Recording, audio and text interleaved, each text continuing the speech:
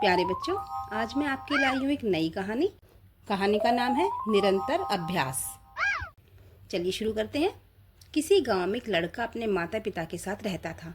वह सारा दिन खेलता कूदता रहता था और पढ़ाई से जी चुराता था। इस कारण उसके माता पिता बहुत परेशान थे।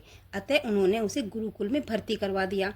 लड़के का गुरुकुल में पढ़ने का बिल्कुल मन नहीं था, इसलिए उसका यहाँ भी पढ़ाई में मन नहीं लगा।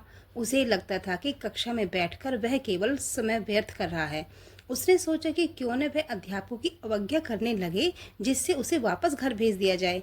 इसके बाद उसने गुरुकुल के नियमों का उल्लंघन करना शुरू कर दिया। यह बात गुरुकुल के प्रधानाचार्य तक पहुंची। वे उसे दंडित करने के लिए एक कुएं के पास ले गए और एक घड़ा व रस्सी देते हुए बोले कि उसे सुबह से शाम तक कुएं से पानी निकालना है। कड़ा दंड मिलने पर भी लड़का खुश था। आखिरकार उसे कक्षा में पढ़ना जो नहीं पड़ेगा। वह कुएं से पानी निकालने लगा। पानी निकालने के लिए रस्सी के सहारे घड़े को कुएं में डालना पड़ता था।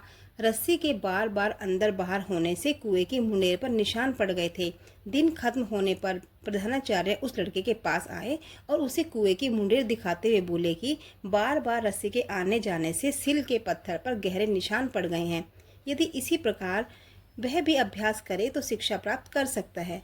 लड़के को बात समझ में आ गई। फिर अगले ही दिन वह कक्षा में मन लगाकर पढ़ने लगा। यही लड़का बड़ा होकर वरदराज नामक एक विख्यात कवि और विद्वान बना। तो शिक्षा हमें मिलती है, निरंतर अभ्यास संपूर्णता की सीढ़ी है। कैसी लगी कहानी आपको? कमेंट सेक्शन में ज़रूर बताएं। धन्यवाद।